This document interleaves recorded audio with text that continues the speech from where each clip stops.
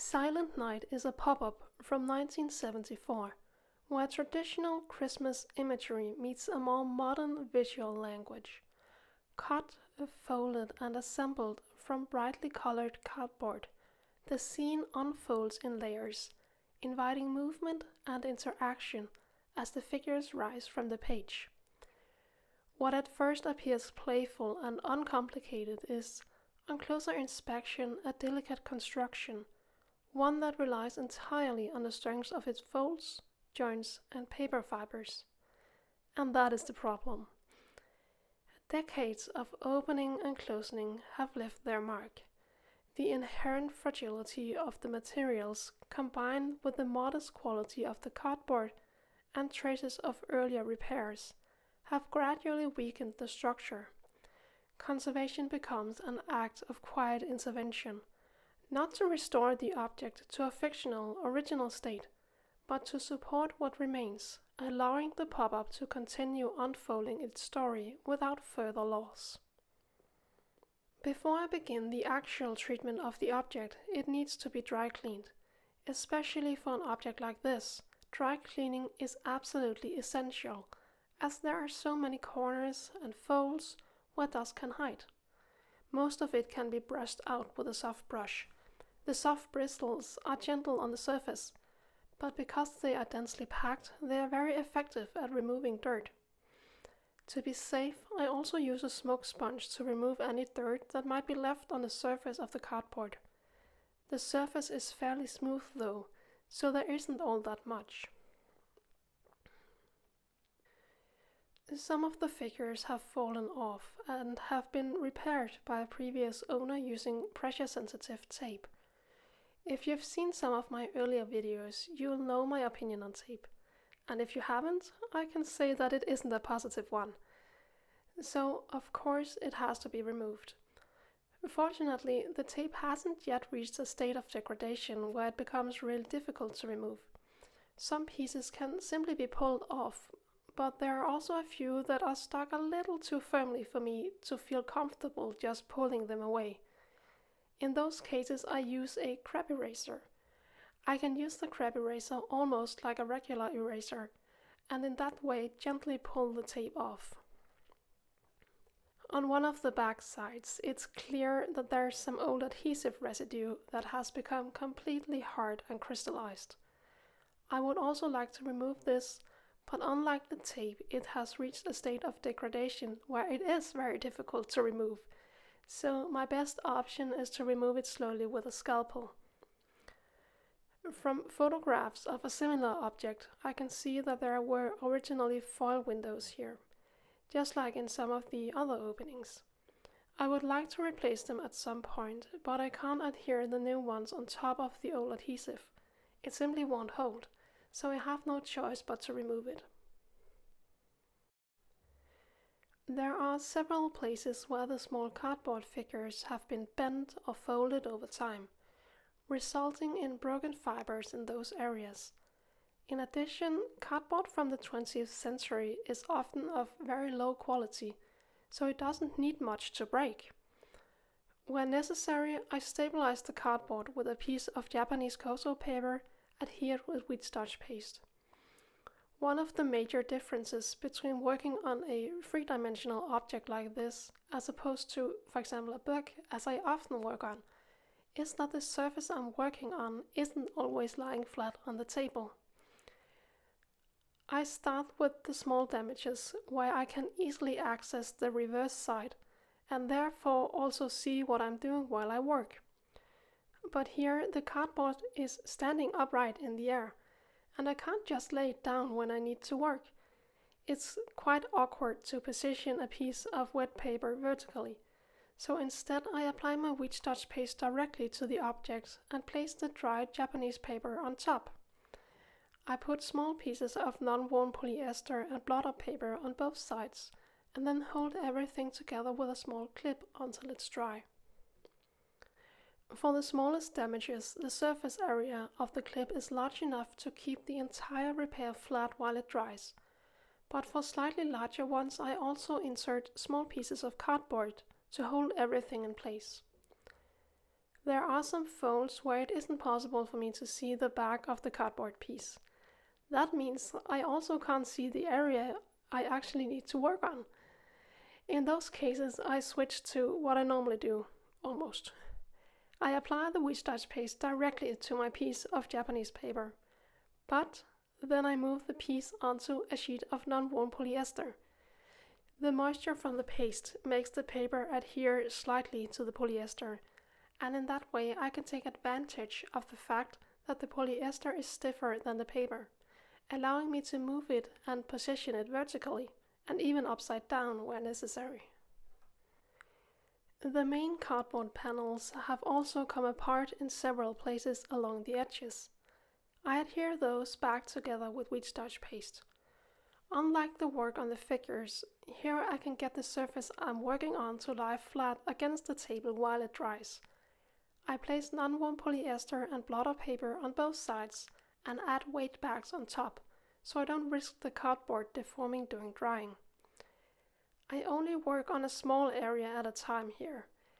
It may sound a bit silly, but when I work with the object upside down and then turn it over to let it dry, I somehow find it difficult to keep track on which area I've just applied paste to. So by only working on one corner at a time and paying close attention to which one it is when I turn the object over, it's a bit easier for my brain to keep up. Before I start reattaching the loose figures, I trim away all the excess Japanese paper. Here too, I don't have a cutting surface underneath, but by tensioning the paper with tweezers, I can cut it with a sharp scalpel, letting the blade glide carefully along the edge. The loose figures are reattached to the cardboard surface with wheat starch paste, and of course they also get a piece of non-woven polyester and a piece of blotter paper for drying. In addition, I place a small piece of cardboard and a weight bag on top to ensure good contact between the surfaces and to prevent deformation during drying. In the upper fold, there is only a single layer of cardboard, and it is very worn from having been folded many times. So in addition to adhering the cardboard layers together, I also insert a piece of Japanese paper which both covers and reinforces the fold.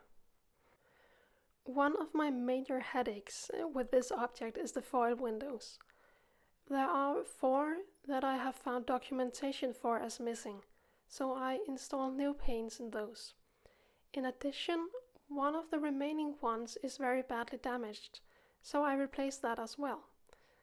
The 2 small ones that remain are also somewhat damaged, but not to the extent that I'm worried it will get worse. I've therefore decided to leave them as they are, so they can serve as a witness to what they originally looked like. If I were to reconstruct the missing windows and replace the one that is broken, I would ideally need to find a plastic foil that matches the original and fill the openings with that. But it's not as easy as it sounds. First of all, I have concerns about attaching plastic foil to the object, both because it's very difficult to work with and because it has almost exclusively poor preservation properties. Secondly, I haven't been able to find a plastic foil that can actually be used, and I have checked. This isn't just something I'm saying to avoid working with it. As a result, I've had to be a bit creative. Naturally, I prefer working with paper, which probably comes as no surprise. So I started doing some small tests to see whether I could coat a piece of paper, both to give it a glossy surface and to make it slightly more transparent. And I found that this is indeed possible. I did it using a solution of gum arabic in water, and by adding a small amount of watercolor to the solution, I was even able to tone the paper at the same time. You can tell that the new paints are not identical to the originals, but that is okay. And when you see the light shining through them, I personally think the effects turned out quite well. Around one of the paints there are some small holes in the cardboard, which I fill with pieces of acid-free cardboard and wheat starch paste. I've cut the pieces so that they not only fit the perimeter, but also match the thickness, making the surface level.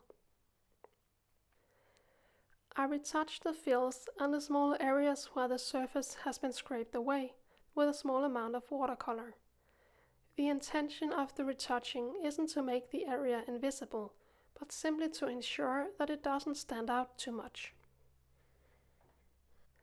I have decided to make a box for the object so it won't be damaged during storage. But the object also has some difficulty standing on its own, so I would like the box, besides being for storage, to also function as a support when the object is on display. For that reason, I've been working on devising a way to fold the box lid so it doesn't take up space behind the object, but instead provides support. Following conservation, Silent Night can once again be understood as a coherent object rather than a collection of vulnerable parts. The pop-up mechanisms have been stabilized, allowing movement to occur within safer limits, and weakened areas have been reinforced when necessary. Importantly, these interventions do not seek to disguise age or use. Instead, where minor distortions and material inconsistencies remain visible, acknowledging the object's history and its life as a handled, activated work.